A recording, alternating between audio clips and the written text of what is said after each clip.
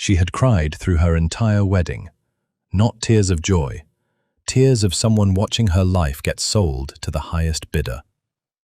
Sophia sat on the edge of the enormous bed in the Chicago penthouse, still wrapped in the heavy silk and lace of a gown she never chose. Her makeup had run in thin grey lines down her cheeks. Outside the floor-to-ceiling windows, the city glittered like nothing was wrong. Like she hadn't just married a stranger everyone was too afraid to look in the eye. Gabriel Moretti. The name alone made grown men lower their voices. He ran an empire that stretched across 3 continents, an empire built on things Sophia didn't want to know the details of. All she knew was that 6 weeks ago, her brother Enzo had come to her apartment white-faced and shaking, saying he owed money to serious people, and that the only way out was her. Her. Married off like a debt payment, like property. She heard the door lock click and her whole body went rigid. Gabriel walked in. He was still in his black wedding suit, jacket removed, sleeves rolled to his forearms. He didn't look at her the way she expected. No hunger, no cruelty. He looked tired, like a man carrying something heavier than a wedding day. Sophia stood quickly, wiping her face with the back of her hand, bracing herself. She had already decided how tonight would go. She would not scream. She would not beg. She would survive it the way she survived everything, quietly and alone. "Don't come near me," she said, her voice shaking despite her effort to sound strong. Gabriel stopped walking. He studied her for a long moment, and something in his jaw tightened, like her words had actually landed somewhere. "I'm not going to touch you," he said flatly. Sophia blinked. Of all the things she expected him to say, that wasn't one of them. He crossed the room instead, toward the small writing desk near the window, and set down 2 things, a plane ticket and a thick folder, dark green, tied with a black ribbon like something official. He didn't hand them to her. He just stepped back, giving her space, the way you'd approach something wounded. "What is this?" Sophia asked, not moving. "Milan," Gabriel said, nodding toward the ticket. "You leave at dawn." Her stomach dropped. "You're sending me away already? On our wedding night?" "I'm giving you your life back." Sophia let out a short, disbelieving laugh. "My life back? You bought me, Gabriel. You paid off my brother's debt and now I belong to you. There is no version of tonight where you're the good guy." Something flickered across his face.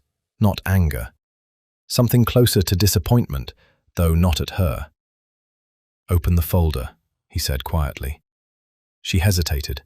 Every instinct told her not to trust anything handed to her by a man like him, but curiosity, sharper than fear, pulled her forward. She untied the ribbon with trembling fingers and flipped it open.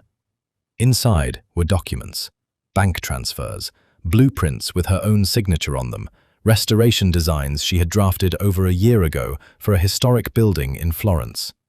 Emails, wire records, shell company names she didn't recognize, moving money through accounts that all traced back to one name. Enzo, her brother. "I don't understand," she whispered, flipping page after page, her hands going cold. "Your brother didn't lose money gambling like he told you," Gabriel said, his voice low and even, like he'd rehearsed staying calm about this.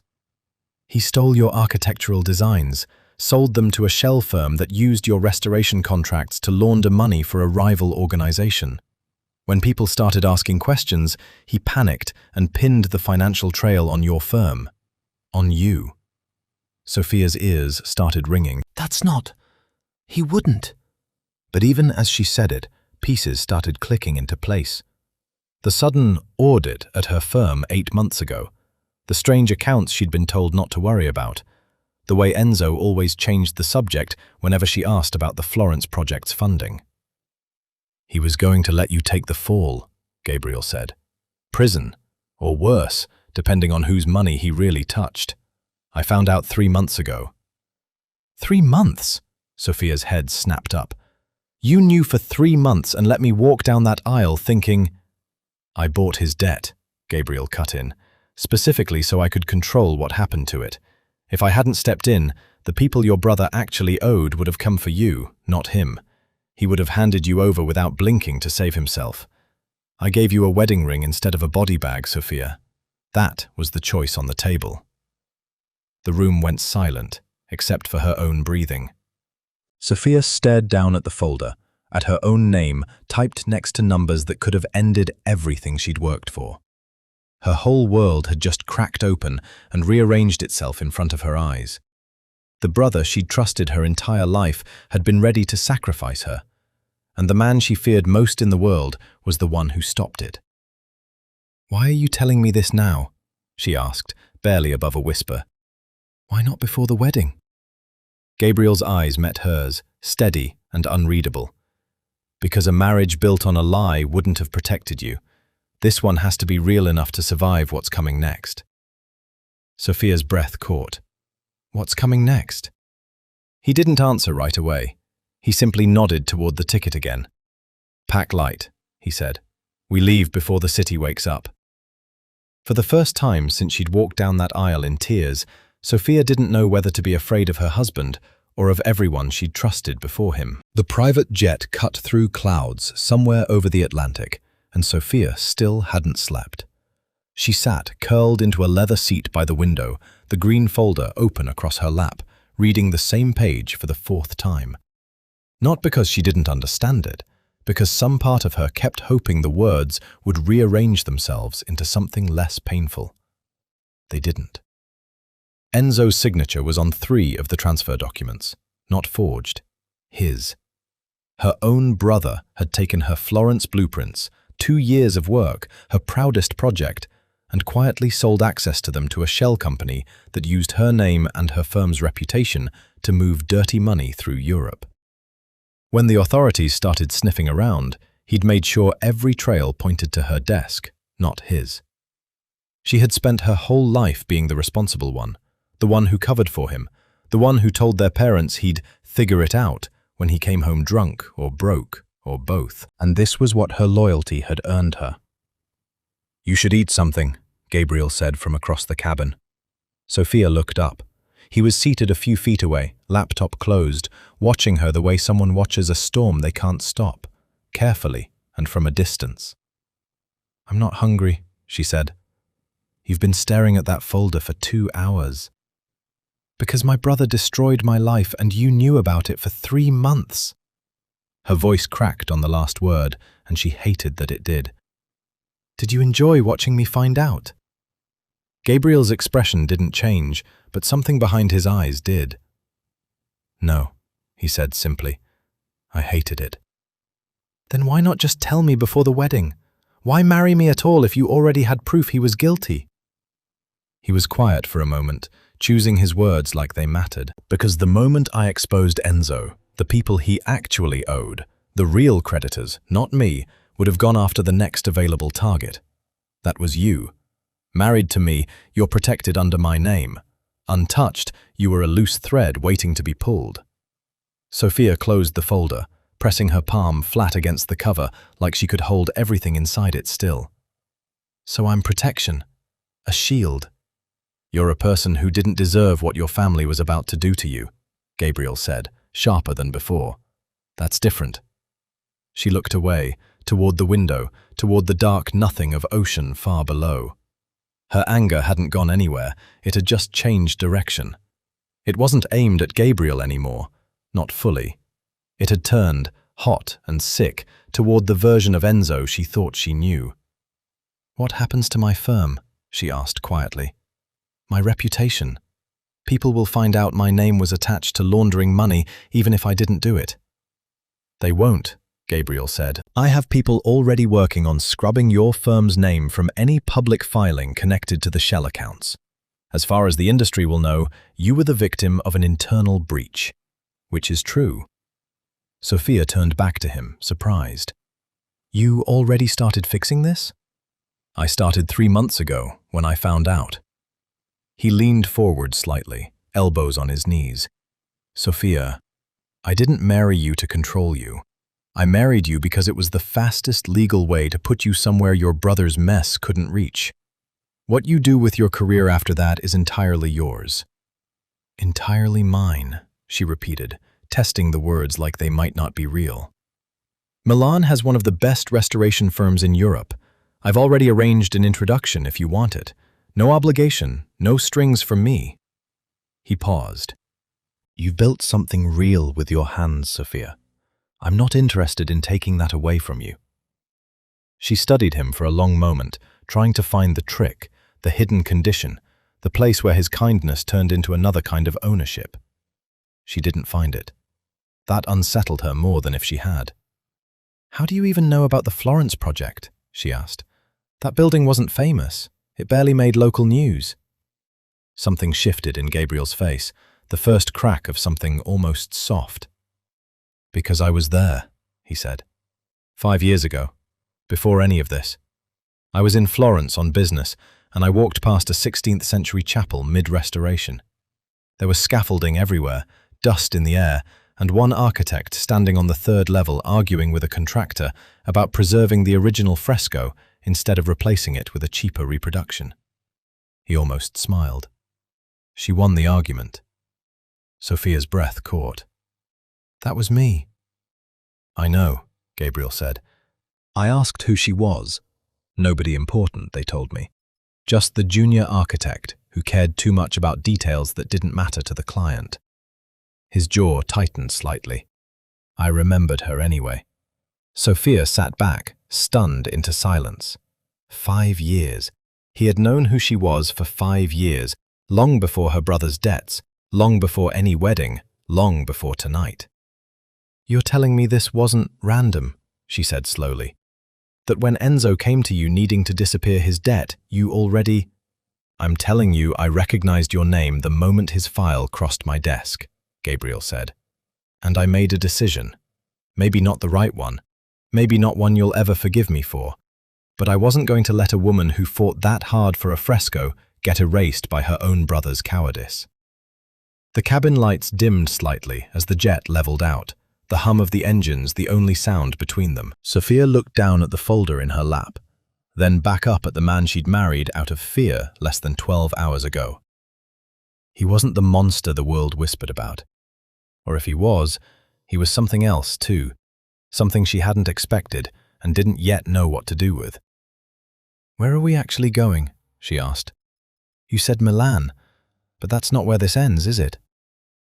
Gabriel's eyes met hers, steady in the dim light. "No," he said. "It's just where it starts." They didn't go straight to Milan.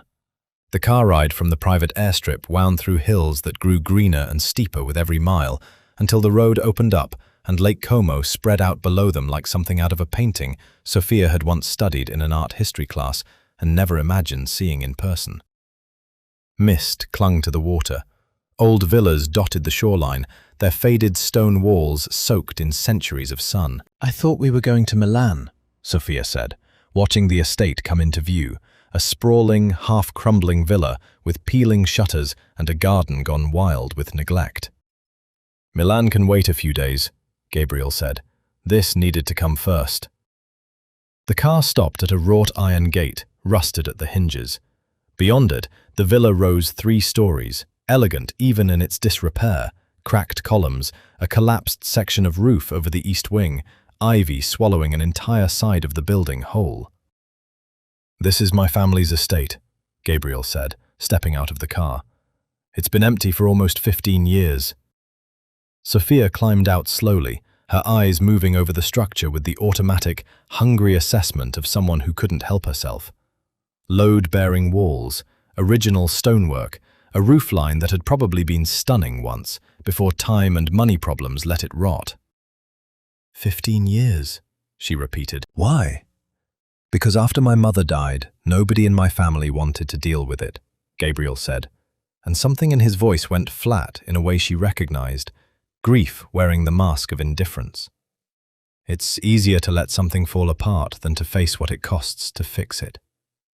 Sophia looked at him, surprised by the honesty. It wasn't the kind of thing she expected from a man who ran an empire built on fear. He reached into his coat and pulled out a small brass ring of keys, old and slightly tarnished, and held them out to her. "What is this?" she asked, not taking them yet. "Master keys. To the whole estate." Gabriel, I don't understand. I want you to restore it, he said. Full creative control, no budget ceiling, no committee looking over your shoulder telling you to cut corners.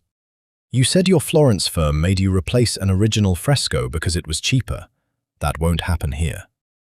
Sophia stared at the keys in his open palm, then up at the villa, its broken beauty almost daring her to look away and pretend she didn't already see 20 different ways to bring it back to life. Why me? She asked.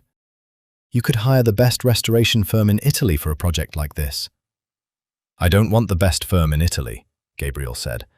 I want the woman who fought a contractor over a fresco nobody else cared about. Something in Sophia's chest loosened, just slightly, at those words. She took the keys. They felt heavier than she expected. The villa's interior was worse than the outside promised. Water damage in the west wing, a staircase that groaned dangerously under her weight, entire rooms sealed off and forgotten. But Sophia moved through it like she was reading a language only she understood, running her fingers along original molding, checking corners for rot, already sketching a mental map of what could be saved and what couldn't. It was in the library, 3 days later, that she found them. Tucked behind a row of water-stained books on the highest shelf, wrapped in a cloth that had gone yellow with age, were 3 leather journals. Sophia almost didn't notice them until dust drifted down onto her sleeve and she pulled the cloth free out of curiosity. Inside the front cover of the first journal, in careful, slanted handwriting, was a name. Isabella Moretti, Gabriel's mother. Sophia sat down on the library floor without meaning to, opening the journal carefully, the way she handled anything centuries old and fragile. But this wasn't centuries old. This was one woman's handwriting, dated barely 20 years back, filled with sketches, actual architectural sketches, notes on load-bearing walls, ideas for restoring the very east wing that had since caved in. Isabella Moretti had wanted to restore this villa too, long before Sophia ever set foot in it. She found Gabriel in the courtyard an hour later, going through paperwork with one of the estate managers, and she didn't say a word, just handed him the journal, open to a page filled with his mother's sketches of the villa's original ballroom ceiling. Gabriel went very still. I didn't know these survived, he said quietly, running his thumb along the edge of a page like it might dissolve. She used to talk about restoring this place. My father always told her it wasn't worth the money. His jaw tightened. After she died, nobody wanted to touch it. It felt like agreeing with him. She had good instincts, Sophia said gently. Her notes on the ballroom ceiling. She was right about the original beam structure. Most people would have torn it out. Gabriel looked up at her, and for the first time since the wedding, there was nothing guarded in his expression at all. Just something raw and grateful, and a little bit lost. You would have liked her, he said. She never cared what people thought she should want. She just wanted things done right. Sounds familiar, Sophia said, before she could stop herself. A faint, unexpected smile crossed Gabriel's face, the first real one she'd seen from him. It changed his whole face, softened the hard lines people whispered about in fear. I'll have the journals sent to your workspace, he said. Use whatever she wrote. Change whatever you think is wrong. It's yours now, as much as it's mine. Sophia looked down at the journal in his hands, then up at the man everyone in 2 continents was terrified of. A man who kept his dead mother's unfinished dreams tucked behind water-damaged books because he couldn't bring himself to either finish them or throw them away. She didn't know when exactly it happened, but somewhere between the plane ticket and this library, the fear she'd carried onto that jet had quietly started turning into something else, something far more dangerous. Marco Ricci didn't trust her. He never had. Sophia felt it the moment she walked into the villa's courtyard for the morning meeting with the construction crew and found him already there, leaning against the stone balustrade with his arms crossed, watching her the way a man watches something he's decided is a threat. Signora Moretti, he said, using her married name like it tasted wrong in his mouth. Busy morning, I see. There's a lot to do, Sophia said, brushing past him toward the crew foreman, who was unrolling a set of blueprints across a makeshift table. Marco fell into step beside her anyway. 4 days here and already you've spent close to 200,000 euros. Scaffolding, imported stone, specialists flown in from Rome. He said the numbers like accusations. For a house. For Gabriel's family home, Sophia corrected. For a house that generates nothing, Marco pressed. No returns, no leverage, just money leaving accounts that used to fund things that mattered. Sophia stopped walking and turned to face him fully. She'd noticed the way he watched every invoice she submitted, every material order, like he was building a case against her in his head. She just hadn't understood why until now. "You think I'm draining the organization?" she said flatly. Marco's expression didn't soften. "I think Gabriel married a stranger 4 days ago and handed her the keys to everything without blinking. I think that's either love or it's very expensive stupidity, and I don't get paid to gamble on which." "It's not your money," Sophia said. "Everything is my money," Marco snapped, then caught himself, smoothing his tone back down. "My job is protecting what he's built. That includes protecting him from mistakes he's too close to see." He walked away before she could respond, and Sophia stood there in the courtyard with a cold, uneasy feeling settling into her stomach. Marco wasn't just annoyed. He was watching her like a problem waiting to be solved. She didn't know yet how right she was to be worried. The message came 2 days later, through a burner phone slipped to her by one of the estate's kitchen staff, a young woman named Rosa who looked terrified as she handed it over. "A man gave me this at the market," Rosa said, barely above a whisper. "He said it was urgent. He said to give it only to you." Sophia's stomach dropped the moment she saw the screen light up with a single encrypted message app, already open, already waiting. "Sophia, it's me. I know you hate me right now, and you have every right to. But you need to hear my side before you believe whatever they've told you. I'm close by. Meet me alone, tonight, at the boathouse past the north gate. Please. E. Enzo." Her hands trembled as she read it twice, 3 times. Part of her, the part that had spent a lifetime forgiving him, covering for him, believing the best about him even when the evidence said otherwise, wanted to go. Wanted to hear him explain it away, wanted some version of the story where her brother wasn't capable of what the folder proved he'd done. But she thought about the fresco, about Isabella's journals, about Gabriel handing her master keys without asking for anything in return. She thought about how conveniently this message had arrived 4 days into a project everyone at the estate could see, a project someone clearly wanted disrupted. Sophia didn't go to the boathouse. She went straight to Gabriel's study. He looked up from his desk, surprised by the urgency on her face, and stood the moment she crossed the room and set the burner phone down in front of him, screen still lit with Enzo's message. "Someone gave this to Rosa in the market," Sophia said. "Said it was for me only." Gabriel read the message, his expression darkening line by line. "How would Enzo know you're here? This location isn't public. It isn't even in the estate's official records." "That's what I thought too," Sophia said, "which means someone told him, or led him here." Gabriel was already pulling up something on his own phone, scrolling fast, his jaw tightening with every passing second. "There are only 6 people who knew we came here instead of Milan. Staff, security, and—" He stopped. "Marco," Sophia finished quietly. Gabriel's eyes lifted to hers, sharp and cold in a way she hadn't seen from him before. Not the careful, controlled man from the jet, but something colder underneath. "Marco arranged the estate transport," Gabriel said slowly, thinking it through in real time. "He had access to the route, the timing, everything. If he wanted to test whether you'd run at the first opportunity, whether you were loyal to me or still tangled up with your brother's mess, this is exactly how he'd do it." "A loyalty test," Sophia said, her voice hardening. "He used my brother as bait to see if I'd betray you." "And if you'd gone to that boathouse alone," Gabriel said, "it would have confirmed every suspicion Marco's been building against you since the wedding. He'd have used it to convince me you were a liability. Maybe worse." Sophia felt something shift inside her, not fear this time, but fury, clean and focused. Marco hadn't just doubted her. He'd tried to manufacture proof of her guilt using the one wound she hadn't finished healing. "He gambled that I'd still trust my brother more than I trust you," she said. "Did he gamble wrong?" Gabriel asked quietly, watching her. Sophia met his eyes without hesitating. "He gambled very wrong." Gabriel picked up the burner phone, turning it over once in his hand, his expression settling into something calm and dangerous all at once. The look, Sophia realized, of a man deciding exactly how a debt would be collected. "Marco needs to understand something," he said.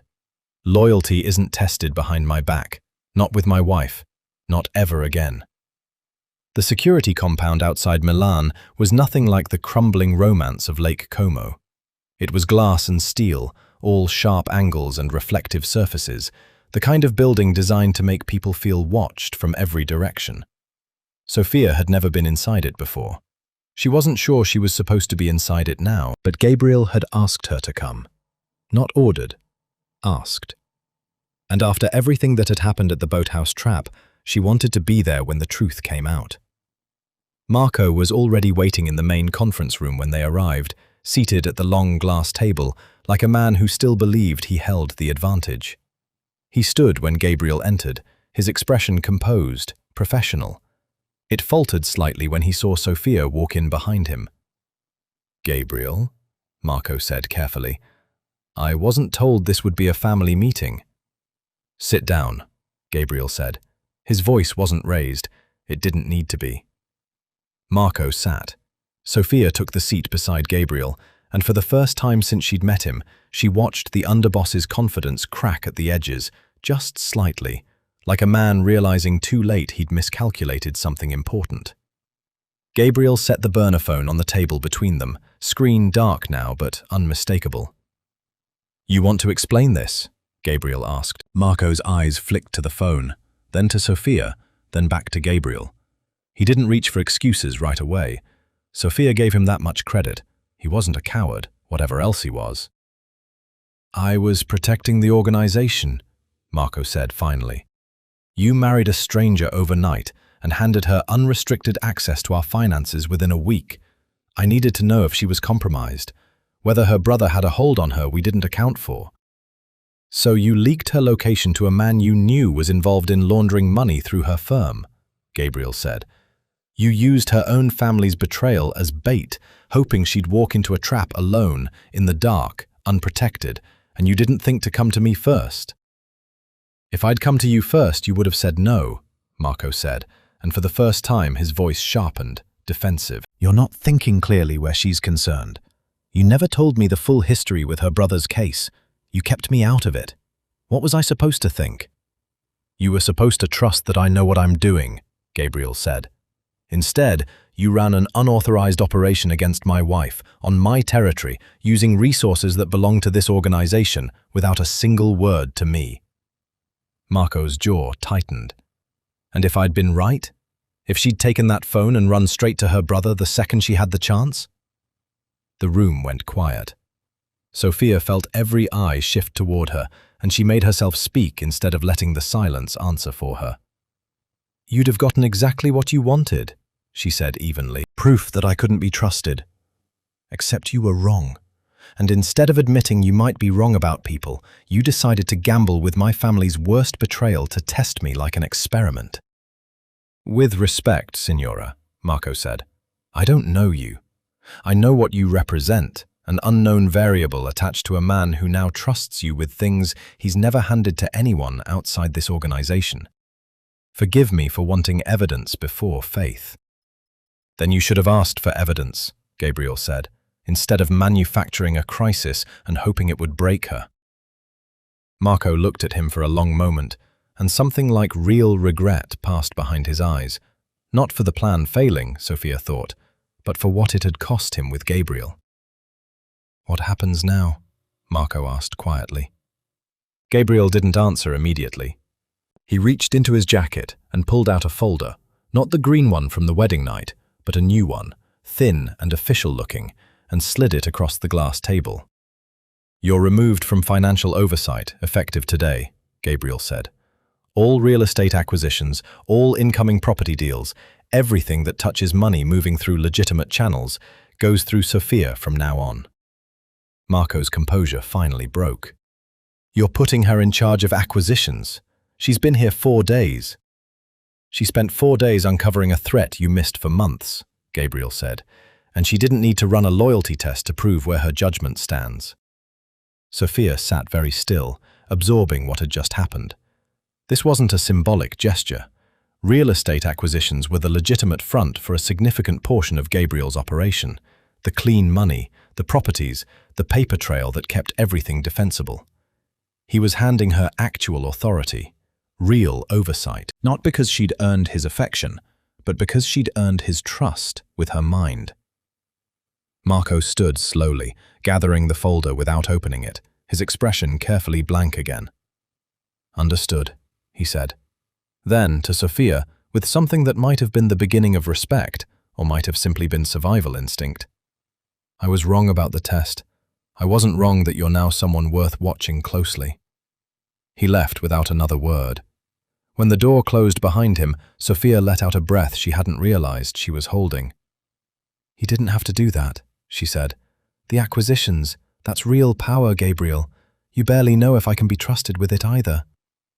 I know exactly what you're capable of, Gabriel said, turning to face her fully. I watched you find the trap in that message before I did.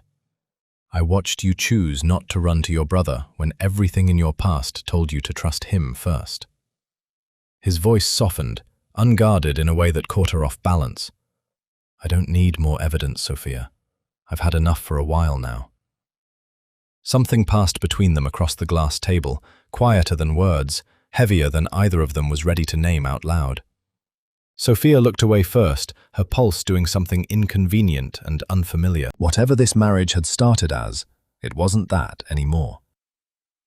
The invitation arrived on gold-edged paper, sealed with wax, the kind of formality that told Sofia exactly how much was riding on the night, before Gabriel even explained it.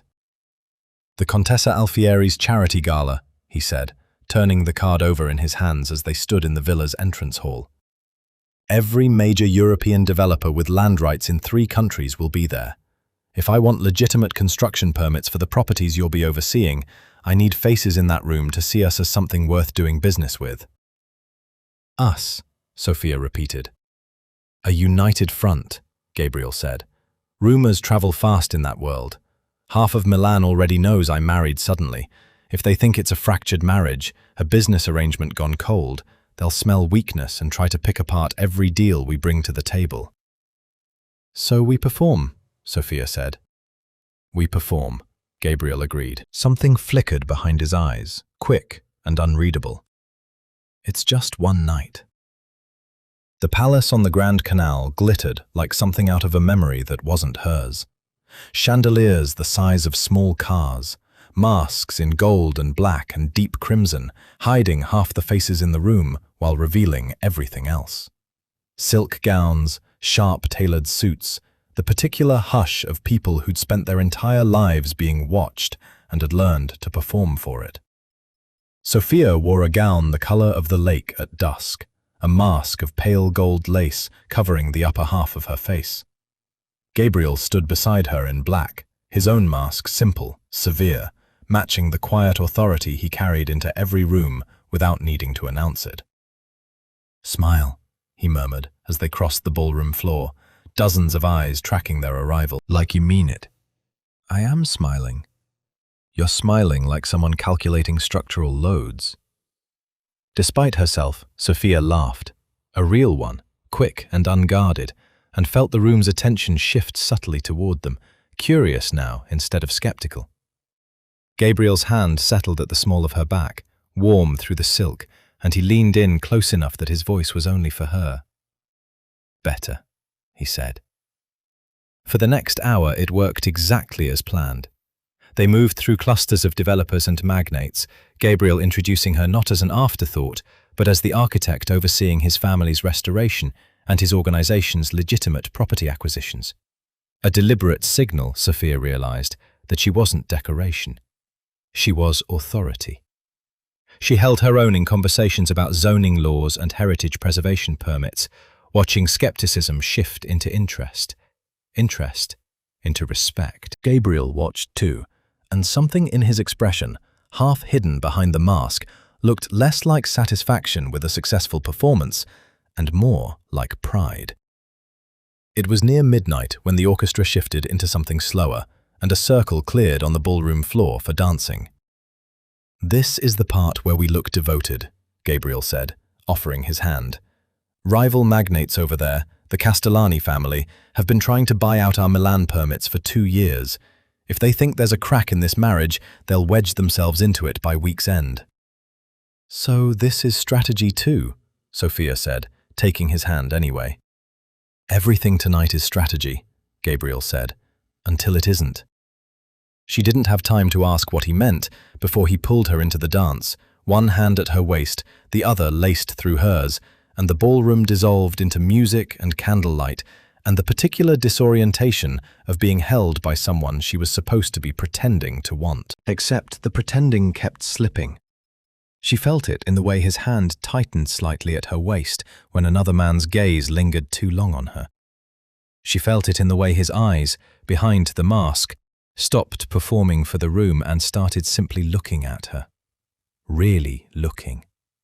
The way he had in the library at Lake Como, over his mother's journals. "You're staring," Sophia said quietly, her heart doing something unsteady. "I'm aware," Gabriel said. "That wasn't part of the plan." "No," he admitted. "It wasn't." The music swelled, and for a moment neither of them spoke, moving together beneath the chandeliers while 100 masked strangers watched a marriage they believed was calculated and cold. Sophia felt the distance between performance and truth collapsing inch by inch, and she wasn't sure anymore which version of tonight was real. "4 days ago you handed me a wedding ring and a plane ticket in the same breath," she said. "You told me it needed to look real enough to survive whatever was coming." "I remember," Gabriel said. "It's starting to feel less like it needs to look real," Sophia said carefully, "and more like it already is." Gabriel went still for half a beat, the dance nearly forgetting to continue around them. Then his hand rose from her waist, gently, and brushed a strand of hair back from her mask, a small, unnecessary gesture that had nothing to do with performing for anyone watching. "I didn't plan on this," he said, quiet enough that only she could hear it over the orchestra. "I planned on protecting you. I didn't plan on wanting more than that." Sophia's breath caught. Around them, the gala continued exactly as expected, deals being quietly struck over champagne, alliances measured in the length of a dance, the Castellani family watching from the edge of the floor with narrowed, calculating eyes. None of it mattered in that moment, the way his words did. "And now?" she asked. Gabriel's answer wasn't spoken. He drew her slightly closer as the music turned, his forehead nearly resting against hers, the mask between them the only thing keeping the gesture from being something neither of them was ready to name in front of a room full of strangers. "Now," he said softly, "I'm not sure I know how to go back to pretending." The song ended. The room applauded, oblivious to what had just shifted beneath their feet. Sophia stepped back first, her pulse loud in her own ears, aware that whatever tonight had started, there would be no undoing it. Not the alliance they'd built in that ballroom, and not whatever was quietly, dangerously growing between them. The press conference was supposed to be routine, a formal announcement of the heritage preservation permits Gabriel had spent months securing, a quiet, professional affair in a Geneva hotel ballroom. Sophia had prepared for questions about zoning laws and restoration timelines. She hadn't prepared for what was waiting outside when they arrived. Cameras, dozens of them. A crowd of reporters pressed against a barricade, shouting over each other the moment the car door opened. "Signora Moretti, is it true your firm was under federal investigation for money laundering? Did your brother's company file the complaint against you, or did you file against him? Some sources say you married into the Moretti organization to avoid criminal charges. Care to comment?" Sophia froze halfway out of the car, the flash of a dozen cameras blinding her for a second, the questions hitting like a physical wall. Beside her, Gabriel's hand found the small of her back, steady, grounding. "Don't stop walking," he said quietly. "Don't answer anything." They made it inside, but the damage was already spreading. On a screen in the hotel lobby, a news segment played on loop, a photo of Sophia's face beside a headline that made her stomach turn. Architect's family accuses her of abandoning them for criminal empire. "This is Enzo," Sophia said, watching the segment with a rising, sick fury. "This has to be him." It was. Within the hour, Gabriel's team had traced the source, a coordinated release to 3 major outlets, timed perfectly to coincide with the permit announcement, designed to do maximum damage. Enzo's statement, quoted directly in the article, painted Sophia as complicit, cold, a woman who'd chosen money and power over her own blood family the moment it became convenient. "They're saying I laundered money through my own firm," Sophia said, pacing the hotel suite, her voice shaking with anger now instead of grief. "That I chose this, that I abandoned them." "It's a smear campaign," Gabriel said, already on the phone with someone from his legal team, his voice low and controlled in a way that told Sophia he was furious underneath it. "Enzo's trying to discredit you before you can discredit him. If he makes you look guilty first, nobody believes your evidence against him later."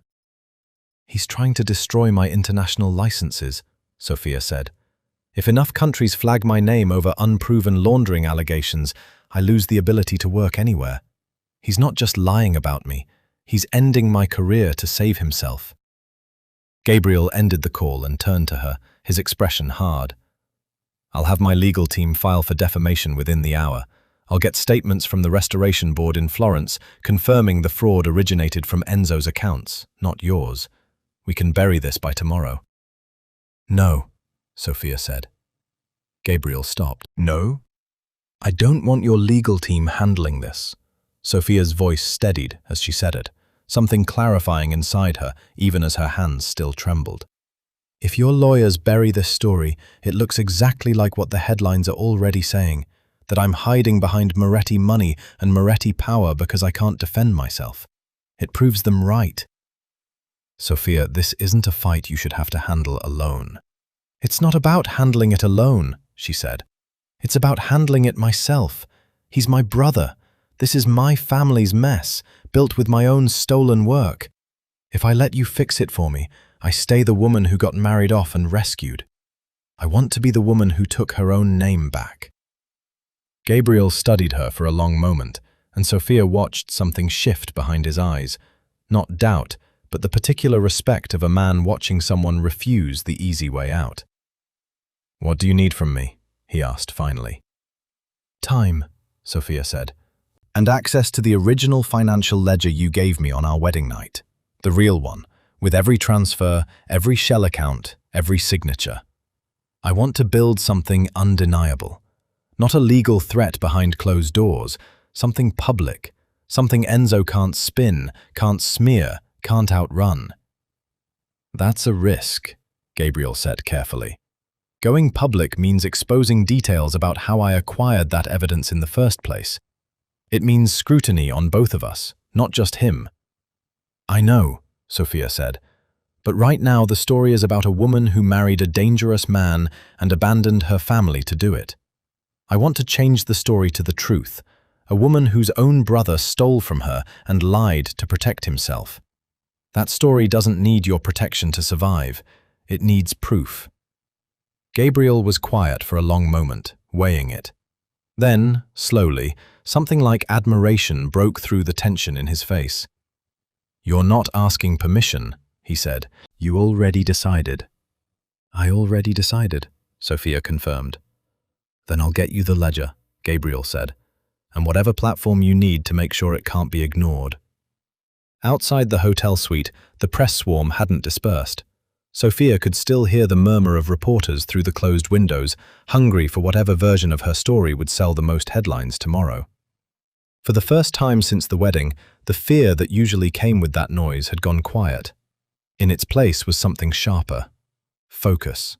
A plan taking shape behind her eyes, built not on Gabriel's power or his name, but on the one thing that had always been entirely hers: the evidence, the truth, and the skill to make sure the world had no choice but to listen. Enzo wanted to bury me before I could speak, Sophia said, almost to herself, staring out at the city lights beyond the window. He forgot I know exactly how buildings and stories collapse when the foundation is rotten. Gabriel watched her from across the room, something unmistakable in his expression now. Not the careful, guarded respect from Lake Como, and not the quiet want from the Venice ballroom, but something steadier, something that looked a great deal like faith. Then let's make sure his foundation doesn't hold, he said. Sophia called the press summit herself, not through Gabriel's people, not through his lawyers or his publicists or the machinery of an empire built to make problems disappear quietly.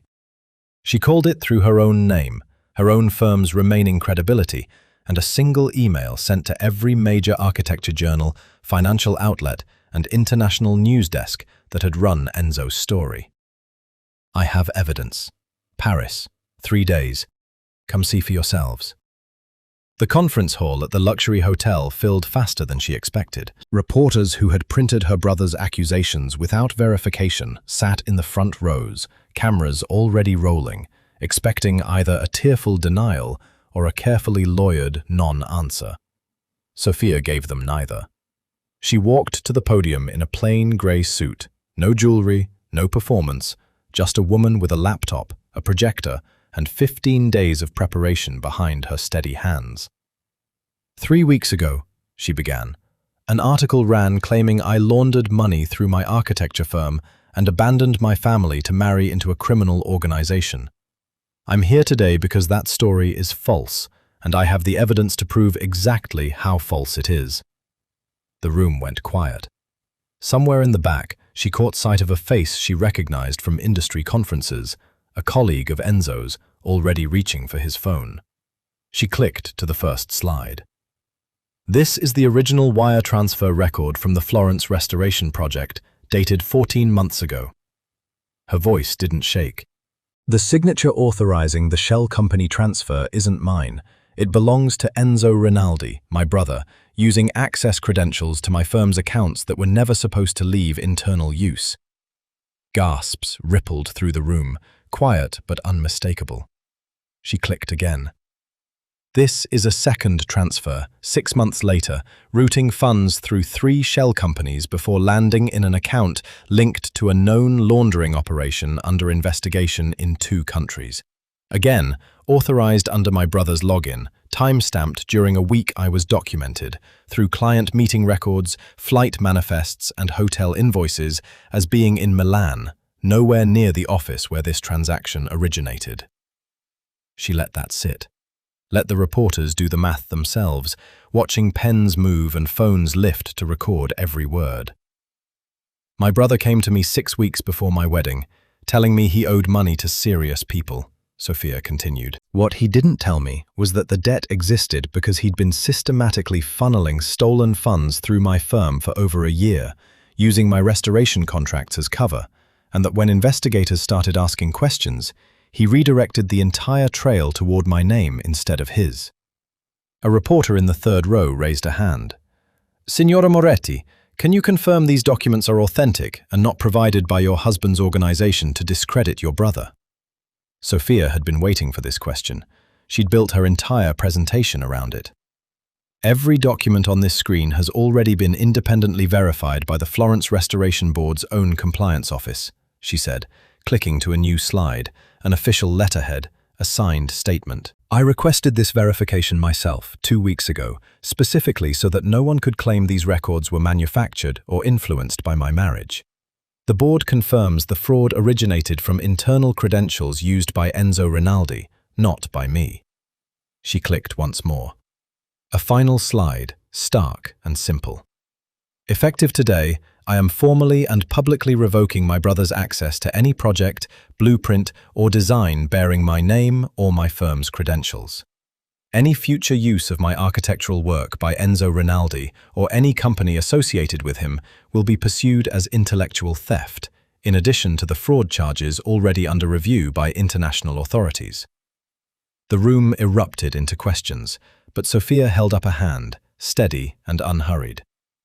One more thing, she said, and something in her voice shifted, quieter, but no less firm. I understand the story that's been told about me, that I abandoned my family for money and power. The truth is simpler and harder than that headline. I trusted my brother my entire life. I covered for him, defended him, believed the best of him even when the evidence said otherwise. He used that trust to steal from me and then tried to destroy my career to protect himself when he got caught. She looked directly into the closest camera. I'm not standing here today because I abandoned my family. I'm standing here because my family abandoned the truth first, and I refuse to let a lie define the work I've spent my entire life building. The applause that followed wasn't unanimous. A few reporters stayed skeptical, scribbling notes with narrowed eyes, clearly planning follow-up questions for Enzo's side of the story. But the tide in the room had turned, unmistakably, in her favor. By the time she stepped down from the podium, 3 major outlets were already drafting retraction notices for their earlier coverage. Gabriel was waiting near the side entrance when she finished fielding the last of the questions, arms crossed, watching her with an expression she hadn't seen from him before. Not pride exactly, though there was plenty of that. Something closer to awe. "You didn't need a single lawyer in that room," he said as she reached him. "I needed the truth and a projector," Sophia said, her adrenaline finally starting to fade, replaced by the shaking exhaustion of a fight she'd been carrying for weeks. "Turns out that was enough." "Enzo's finished," Gabriel said quietly. "No firm will touch him now, no investor. The board will likely refer the fraud case to full prosecution within the week." Sophia nodded slowly, feeling something complicated settle in her chest. Not victory exactly, and not grief either, but the strange, hollow relief of finally closing a door she'd spent her whole life leaving open out of loyalty that was never returned. "He tried to erase me to save himself," she said. "Instead, I think I just made sure everyone remembers exactly who I am." Gabriel reached out, tucking a loose strand of hair behind her ear, the gesture gentler than anything a man of his reputation should have been capable of. "They already knew," he said. "You just made the rest of the world catch up." The call came at midnight, 3 days after the Paris press conference, a voice memo, distorted and desperate, forwarded to Gabriel's security team from an unknown number. Enzo's voice. "Tell Gabriel I have the original architectural records from the Lake Como estate. The ones proving provenance, insurance value, everything tied to his mother's restoration plans. If Sophia doesn't drop the fraud referral, I burn them. All of it. Tonight." Sophia felt the floor tilt slightly beneath her when Gabriel played it back for her in his study, his jaw tight with a fury she'd never seen aimed at anyone else quite like this. "How would he even get those records?" she asked. "The originals are locked in the estate archive." "He wouldn't have gotten them," Gabriel said grimly, "which means this is a bluff, or he's already gained access somehow, and either way, we can't afford to find out the hard way. If those records are destroyed, we lose the entire documented history of the estate, provenance, insurance valuation, everything that makes the restoration legally defensible if anyone ever challenges the property rights." "He knows exactly what would hurt me the most," Sophia said quietly. "Not money, not threats against me directly. The one thing I've spent weeks bringing back to life." Enzo's demand included coordinates, a private dockyard outside Marseille, a location Gabriel's security team confirmed within the hour belonged to a defunct shipping company Enzo had used before, back when he was still moving stolen funds through legitimate-looking channels. "It's a trap," Gabriel said. "It has to be. He's desperate and cornered, and desperate men do reckless things." "Then we go in prepared," Sophia said, "not blind." Gabriel looked at her like he wanted to argue, wanted to leave her at the estate and handle this the way he would have handled it before she ever walked into his life, with force, with certainty, without risk to anyone he cared about. But something in her expression stopped him. "You don't have to come," he said. "Yes, I do," Sophia said. "He's my brother, and if there's a trap built into that dockyard, I might be the only one who can see it before it closes." The dockyard was a maze of rusted shipping containers and half-collapsed timber warehouses, lit only by a scattering of security lights that left more shadow than light. Gabriel's security team fanned out in silence, weapons holstered but ready, moving through the darkness with the practiced discipline of men who had done this before. Sophia walked beside Gabriel toward the largest structure, a massive timber storage warehouse near the water's edge, its wide doors cracked open just enough to suggest they were expected. "Enzo!" Gabriel called out, his voice carrying across the empty dock. "We're here! Show yourself!" A shape moved inside the warehouse doorway. Enzo, thinner than Sophia remembered, his face pale and unshaven, holding what looked like a lockbox against his chest, like it was the only thing keeping him upright. "Sophia," he said, his voice cracking. "You didn't have to bring him. I just wanted to talk to you." "You threatened to destroy Gabriel's family records," Sophia said, keeping her distance, her voice steadier than she felt. "That's not talking, that's blackmail." "I didn't have a choice," Enzo said.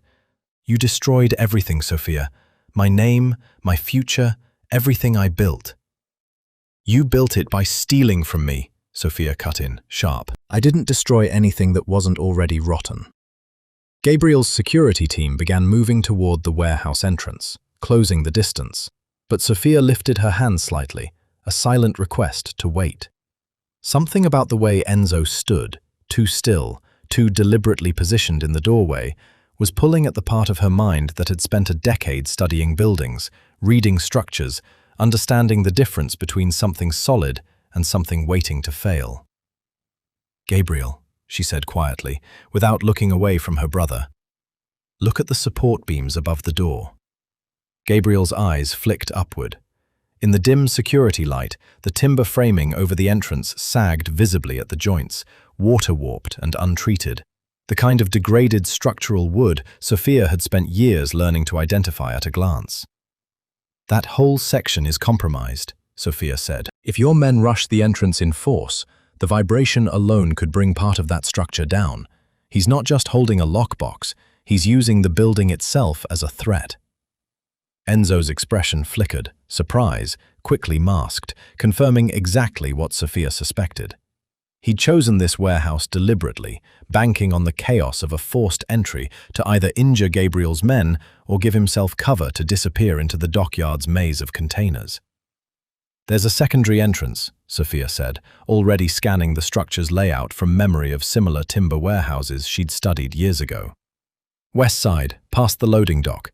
That section was reinforced more recently. It'll hold. Your men can flank him without going anywhere near that door." Gabriel didn't hesitate. 2 words, low and quick, sent his security team circling wide around the warehouse's western wall, while he and Sophia held their position, keeping Enzo's attention fixed on the compromised entrance he'd chosen as his stage. It took less than 3 minutes. Gabriel's men came through the reinforced side entrance in near silence, closing around Enzo before he registered the shift, the lockbox wrenched from his hands before he could make good on any threat at all. He didn't fight. He just sagged, all the desperate bravado draining out of him at once, leaving behind someone smaller than the man who'd once been Sophia's whole world to protect. "Sophia," he said again, quieter now, almost pleading. "I'm still your brother." Sophia looked at him for a long moment, really looked, past the fear and the desperation, searching for some trace of the boy who used to walk her home from school, who she'd defended without question for 28 years. She wasn't sure anymore if she found him, or if she'd simply stopped looking. "You stopped being that the moment you decided my career was worth less than your comfort," she said quietly. Gabriel stepped forward, took the recovered records from his men, and looked down at the lockbox. The entire documented history of his mother's estate, safe now, unharmed. "Turn him over to the authorities in Marseille," Gabriel told his men. "Let the fraud case run its course properly. No more of this." As Enzo was led away into the darkness of the dockyard, Sophia felt something inside her finally, quietly close, not with triumph, and not with grief exactly, but with the strange peace of a structure she'd spent her whole life bracing collapse, finally allowed to fall the rest of the way down. Gabriel's hand found hers in the dark, steady and warm. "You saved this," he said, holding up the lockbox slightly. "Not just tonight, all of it." We saved it, Sophia said. Together. For the first time since the wedding, the word didn't feel like a performance at all. 3 weeks later, the Lake Como villa no longer looked like something forgotten. The scaffolding was gone. The ivy had been cleared, cut back to reveal stonework restored to its original honey gold color. The east wing's collapsed roof was rebuilt beam for beam, following Isabella Moretti's own sketches wherever her handwriting had survived the years, a tribute Sophia had insisted on, even when it meant sourcing rare timber from a supplier in Austria just to match the original grain. Standing on the villa's grand balcony now, overlooking the lake at sunset, Sophia could hardly recognize the ruin she'd first walked into. The ballroom below her had its ceiling restored exactly as Isabella had drawn it decades ago. The library shelves had been repaired, the journals returned to their place of honor, no longer hidden behind water-stained books, but displayed under protective glass, where anyone who wandered in could see the woman who'd loved this house long before Sophia ever did. "It's finished," Gabriel said, joining her at the balcony railing, his voice carrying something unfamiliar in it. Not relief exactly, something closer to reverence. "It's finished," Sophia agreed, watching the last light catch the water below.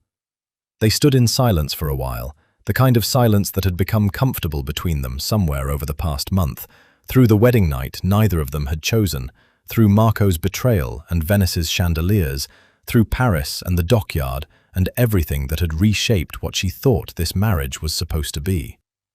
Gabriel reached into his jacket and pulled out an envelope, setting it on the railing between them. Sophia recognized his handwriting on the front. Her name, nothing else. "What is this?" she asked, though something in her chest had already gone tight, bracing for whatever it was. "Open it," Gabriel said. Inside was a legal document, formal and precise, drafted by lawyers she didn't recognize. She skimmed the first page, her stomach dropping with each line. A full dissolution of marriage, every asset, every property, every piece of the estate's restoration credited solely to her name. A generous settlement that had nothing to do with alimony and everything to do with an apology. "You're giving me a divorce," Sophia said, her voice barely above a whisper. "I'm giving you a choice," Gabriel corrected, "the one you never actually had. Your brother's threat is gone. Your name is cleared. Your career is stronger now than it's ever been. Everything I promised to protect you from, it's done. You don't need this marriage to survive anymore." Sophia stared down at the papers, at the neat legal language dismantling everything they'd built over the past month with a few strokes of a pen. "If you sign this," Gabriel continued, his voice quieter now, more careful, "you walk away with the villa's restoration in your portfolio, full ownership of your career, and no ties to my world unless you want them. No debt, no obligation, no pretending for anyone's benefit but your own." "And if I don't sign it?" Sophia asked, looking up at him. Something in Gabriel's expression cracked open, unguarded in a way she'd only glimpsed once before, on a ballroom floor beneath chandeliers. "Then I'm hoping," he said, "that means you're staying because you want to, not because your brother forced your hand, not because I bought a debt and called it a wedding. Because somewhere between that penthouse and tonight, this stopped being a marriage of convenience for both of us, and I don't want to keep pretending I don't know that." Sophia looked down at the papers again. Freedom, clean and legally binding, sitting right there in her hands. A month ago, she would have signed it without hesitating, grateful for an exit from a marriage she never wanted. But she wasn't the woman who'd cried through her own wedding anymore. She thought about the folder he'd handed her that first night, choosing honesty over comfort, even when it cost him. She thought about the jet and the fresco, and a man who'd remembered her for 5 years before fate ever forced them together. She thought about Isabella's journals, about Marco's glass table, about the way Gabriel had trusted her with real power instead of empty promises. About Venice, and the way pretending had quietly, irreversibly stopped being pretending at all. She thought about the dockyard, and the way he'd looked at her afterward, like she hadn't just saved his mother's legacy, but something in himself he hadn't realized was still worth saving. Slowly, deliberately, Sophia tore the papers in half. then in half again, letting the pieces fall from her hands, caught by the evening breeze and scattered across the balcony floor like confetti from a wedding that had finally, actually arrived. Gabriel went very still, watching her. "Sophia, I didn't marry you for protection anymore," Sophia said, her voice steady despite the pounding in her chest. "I stopped needing it weeks ago. I'm still here because every single day since that penthouse, you've given me a reason to stay that has nothing to do with debts or dossiers or danger." She stepped closer, closing the distance he'd left open between them since handing her that envelope. "My place is right here. Not because you rescued me, because somewhere along the way, I chose you back." Gabriel reached out, his hand cradling her face with a gentleness that still, even now, seemed to surprise him, like a man unused to being allowed this kind of tenderness, and grateful for it anyway. "I fell in love with an architect who fought a contractor over a fresco 5 years before I ever had the right to love her," he said quietly. "I don't think I ever stopped."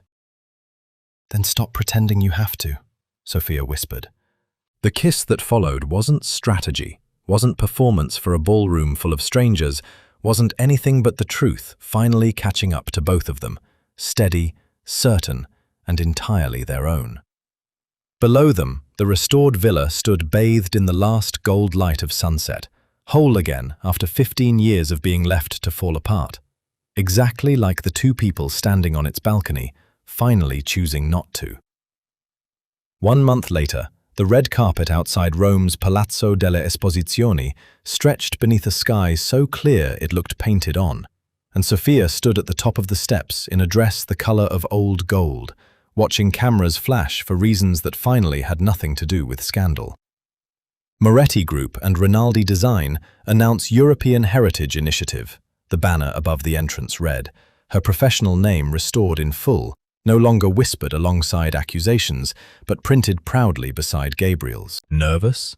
Gabriel asked, adjusting his cufflink beside her, his eyes catching hers with the same quiet warmth that had become as familiar to her now as her own reflection. "A little," Sophia admitted. 3 months ago I was crying in a wedding dress, certain my life was over. Now I'm about to announce a multi-country restoration initiative on a red carpet in Rome." She smiled faintly. "It's a lot to catch up to." "You caught up faster than anyone I've ever known," Gabriel said, "including me."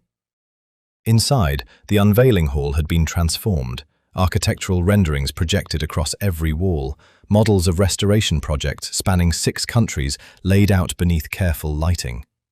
Sophia had spent the last 3 weeks pouring herself into this, not as Gabriel's wife, lending her name to legitimize his business, but as the architect who designed the entire initiative from the ground up.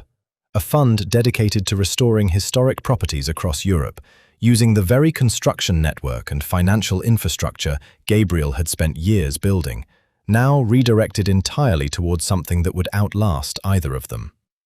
Marco was there too, standing near the back of the room, dressed sharply, and watching the proceedings with an expression that had changed considerably since the glass table confrontation weeks ago.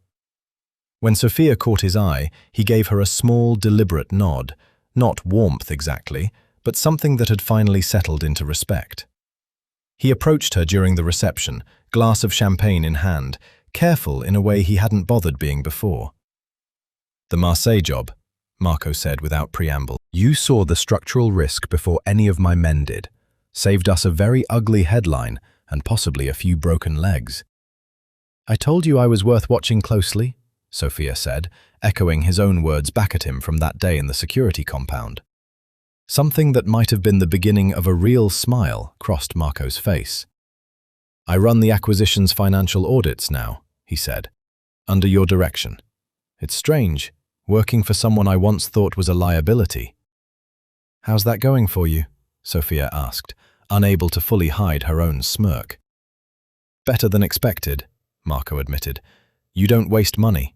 You just spend it on things I didn't understand the value of yet." He glanced toward the projected renderings on the far wall, a chapel in Florence, a villa in Como, a cathedral facade in Prague slated for restoration next spring. "I understand it now."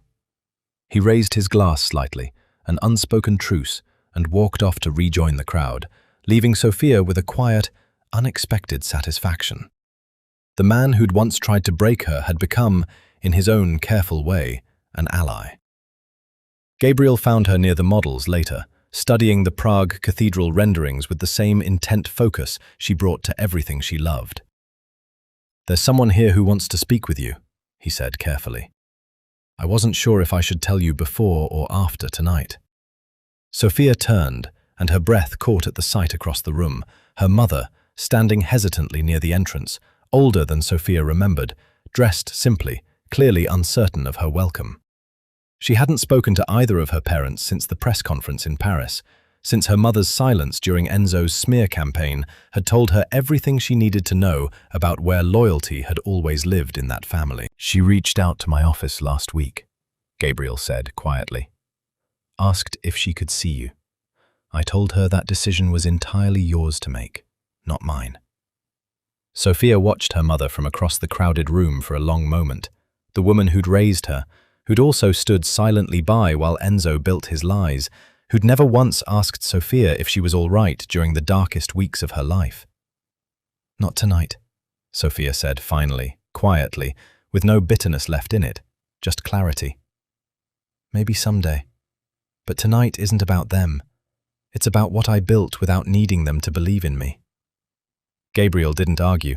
He simply nodded, respecting the boundary without needing it explained further, and gently steered her attention back toward the reception, back toward the life she'd chosen, rather than the one that had chosen her. Near midnight, Gabriel stepped up to a small podium at the center of the hall, tapping his glass until the room quieted. "3 months ago," he said, "I made a decision that I believed was purely about protection. I thought I understood exactly what I was offering someone: safety, resources, a way out of a dangerous situation." He glanced at Sophia, something unmistakably tender crossing his face in front of the entire room. "I had no idea I was about to marry someone who would completely rebuild not just a crumbling estate, but an entire understanding of what this organization could become." Soft applause rippled through the crowd. "Tonight isn't just the launch of a heritage preservation initiative," Gabriel continued. "It's proof that the things worth saving are rarely the ones that come easy. They're the ones somebody's willing to fight for, brick by brick, truth by truth, until what's broken becomes something worth being proud of." He raised his glass toward her. "To my wife," he said, "co-architect of everything that matters now." Sophia crossed the room to stand beside him as the applause swelled, her hand finding his, steady and sure in a way it had taken 3 months of storms to earn. Somewhere in that crowd was Marco, finally an ally. Somewhere behind her was a mother she wasn't ready to forgive, and a brother facing the consequences he'd spent his whole life avoiding. And standing right here, in front of everyone who had once feared or doubted either of them, was the life she'd chosen, not out of debt, not out of fear, but because somewhere between a penthouse dossier and a torn-up divorce contract, 2 people who should have destroyed each other had built something neither of them was willing to let fall apart. Outside, Rome glittered under a clear night sky, and for the first time since her wedding night, Sophia Moretti cried again, not from grief this time, but from the astonishing, hard-won relief of finally, completely, belonging exactly where she stood.